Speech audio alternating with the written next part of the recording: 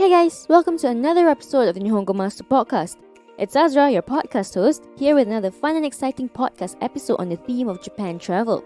If you've been tuning in since the first episode of this season, or even just dropping in for a few episodes here and there, you'd know that season 4 is all about travel in Japan, bringing Japan Ryoko tips and insights to you virtually while prepping you for your next trip to Japan. This week's our last one for the season, and since I bet you've read the title, you already know what the next few minutes are going to cover. We're looking at Japan on a budget. Regardless of where you're going, travel is an investment no matter the amount. And in the recent years, Japan travel is so popular that it inevitably affects the budget range for this type of travel. Gone are the chances of going to Japan without splurging on all your savings.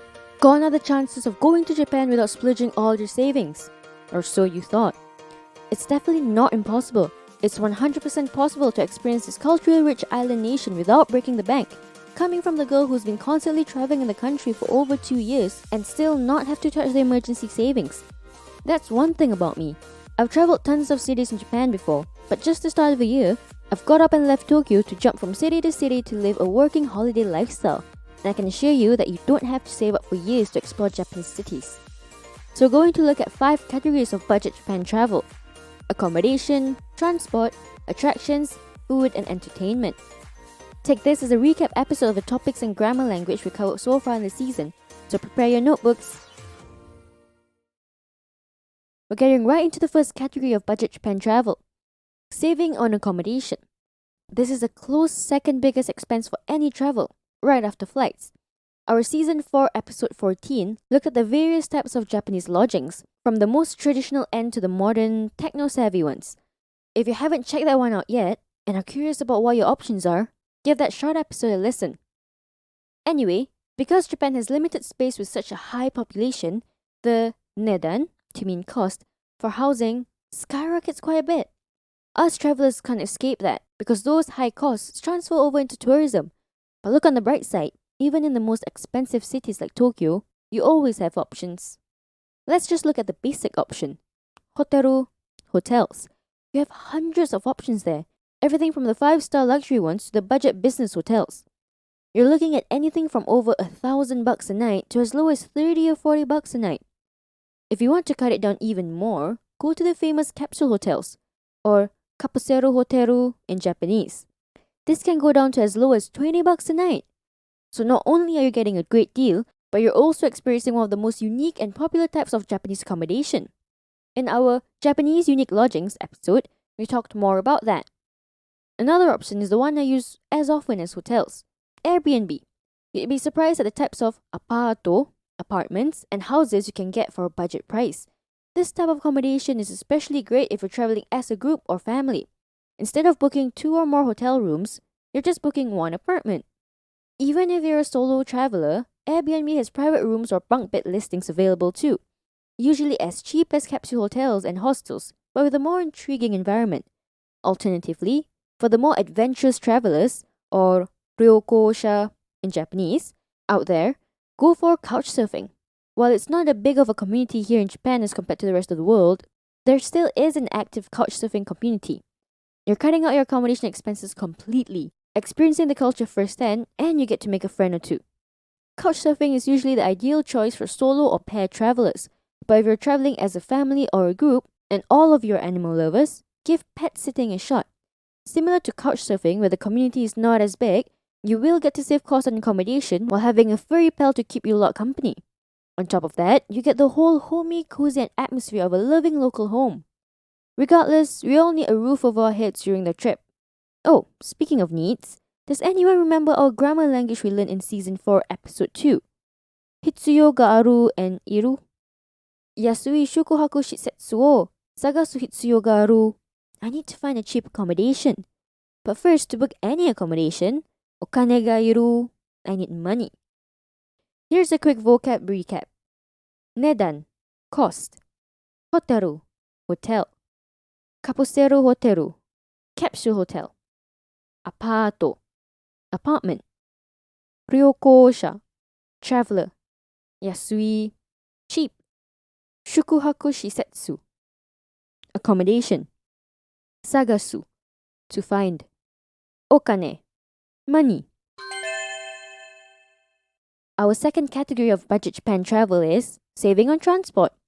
Unless you go to a city where you can basically walk anywhere, like Kyoto, you're going to have to set aside a couple of bucks for transport. Well, even in Kyoto, you're going to want some sort of transport like a rental bicycle, and that means forking out some moolah. So just like your accommodation, this isn't something you can pass on spending so easily. But I have good news. You can definitely cut down on spending on transport. The biggest type of public transport in Japan is the train. You will already know that if you tune into our Season 4, Episode 5 of Bullet Trains and Rails. And speaking of bullet trains, the Shinkansen is probably one of the most expensive transport options you can ever get in the country. So with that said, skip it if you're on a budget. I know. What's a trip to Japan without a ride on a 320 km/h train? But think about this. You can save a couple of bucks and book a domestic flight instead, and it's faster. Your choice. If you do decide to stick to Densha, train, transport, I'm not gonna fault you for that. I personally do think train travel is the best way to see the country, or kuni in Japanese. So then I advise getting a Japan Rail Pass or JR Pass. It's going to save that pocket of yours from getting a gaping hole. And for those who are considering other options, there's always the bus. It might not be the most time-saving option, but from my experience, the bus can get you to places the train can never be able to. You're not even missing out on the landscapes. Because buses go up and through mountains, in between inaka or rural, villages, and past huge lakes. And on top of it all, the most important part, you'll be able to cut down on almost half of your transport expenses. Especially if you opt for bus over Shinkansen, and even more if it's an overnight bus. The thing about buses though, that it can also rack up quite a bit of expense. In cities where only local buses and trains run, like Hakone or Gunma, your JR pass is completely useless. But not all hope is lost, because these cities have their own day passes. Usually it's like 1,000 or 2,000 yen to cover a day or two, so like 10 to 20 bucks. And you can take unlimited buses and trains. Some passes can cost more in different cities and last longer, like up to 7 days. So I'll say, 私たちはお金を貯めればいいです. It'll be good if we can save money. If you recall, we covered this grammar language of bai in Season 4, Episode 8, so check it out for the full rundown. We also looked at toi, tarai, and narai, as well as explaining their different usages. Now for a quick vocab recap. Shinkansen, Japanese bullet train. Densha, train. Kuni, country. Inaka, rural. Okane o tameru, to save money.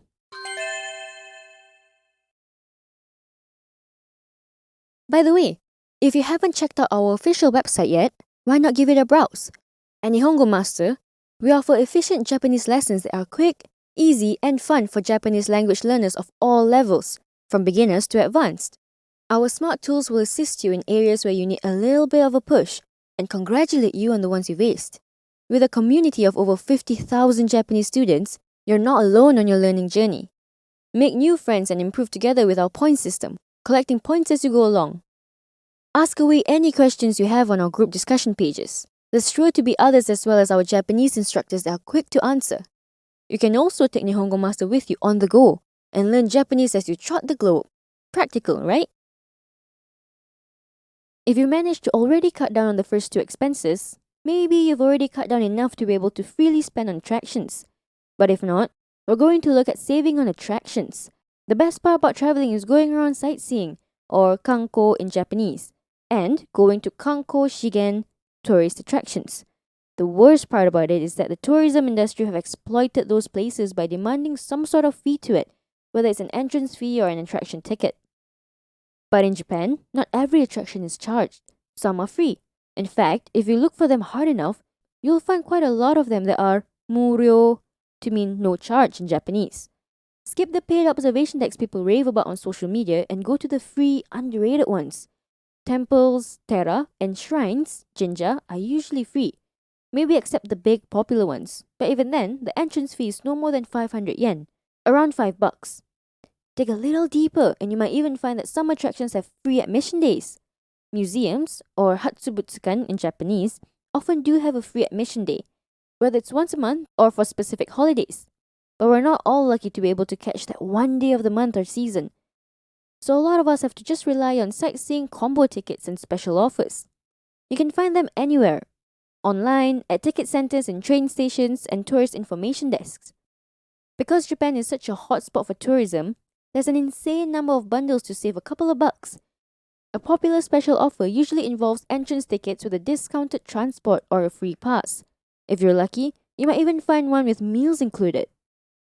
One attraction that is free and raved about in Japan is anything sakura, which are cherry blossoms.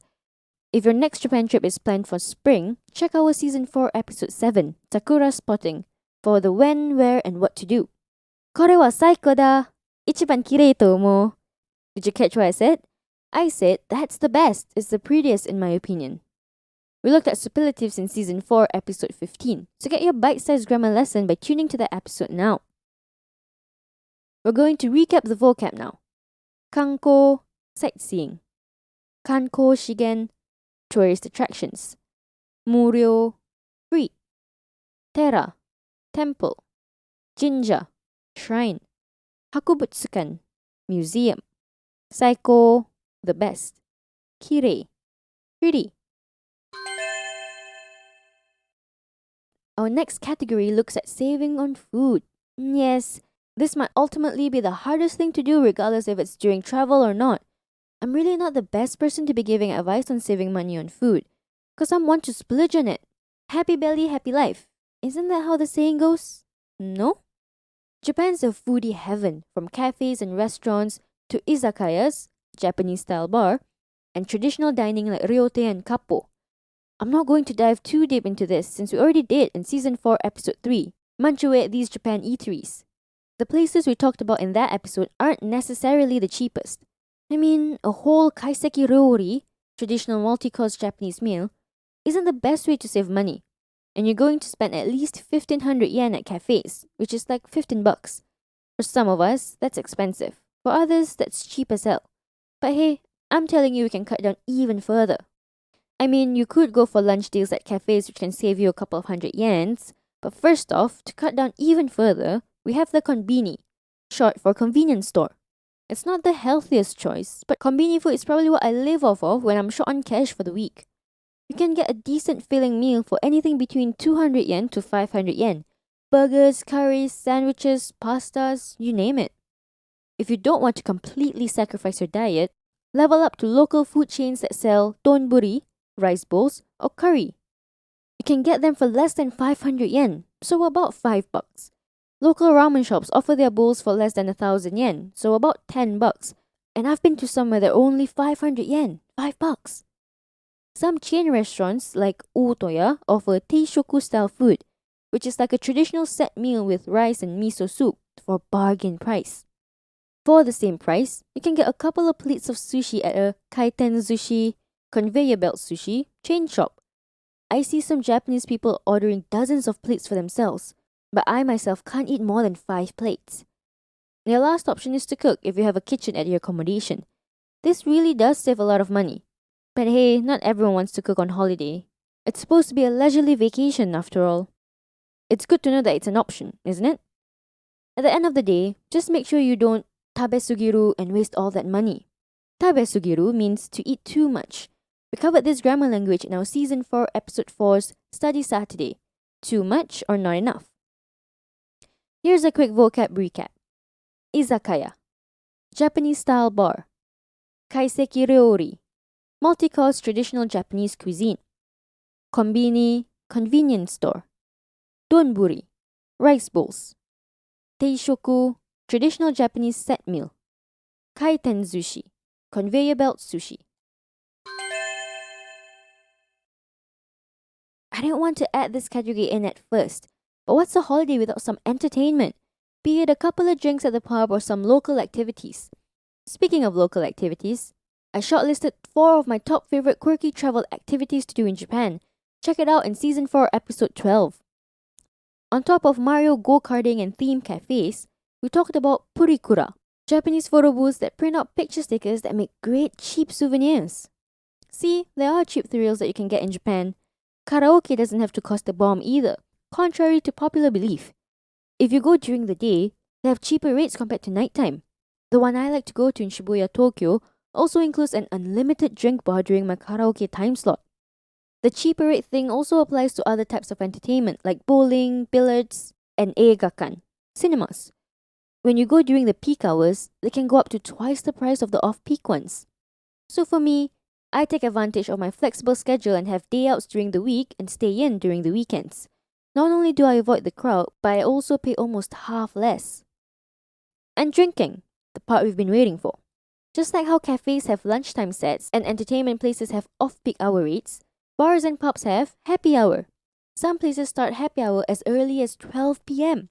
Family restaurants like Gusto have namabiru for 200 yen, $2. The British-style pub chain Hub offers sets that include a drink with a half-size fish and chips for 500 yen, which is $5. Get smashed before the night even begins. If you keep your eyes open, there are some bars tucked away that offers cheap drinks for as low as 300 yen throughout the whole night. So you see, drinking out is not expensive at all. And if you want to get hammered for half of that price, then convenies are your best friend. Their alcohol range is top-notch. 3%ers and beers are for about 150 yen a can, so like $1.50. Get a couple of cans and chat the night away with your buddies at a park or at your accommodation. Although I said we shouldn't eat too much in the previous section, I'm gonna say this. Nobisugite mo ii yo. Nomisugi yo.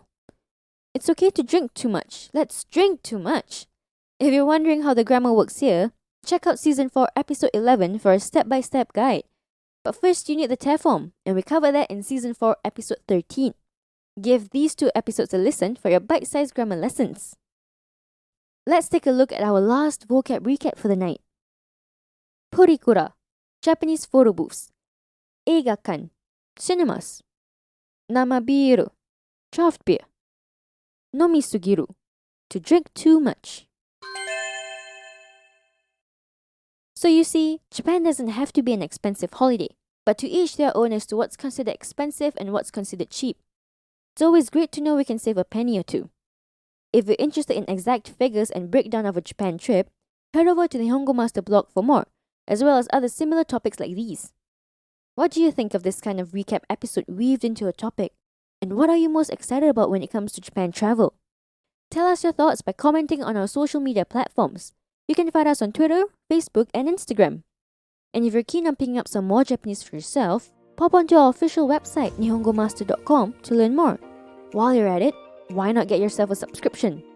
Get a head start on your Nihongo journey with Nihongo Master. Thank you so much for listening in. Join me in the next one, where I'll be walking you down the avenue of Japan's rich culture. See you in Season 5 with a fresh new season theme. Mata ne!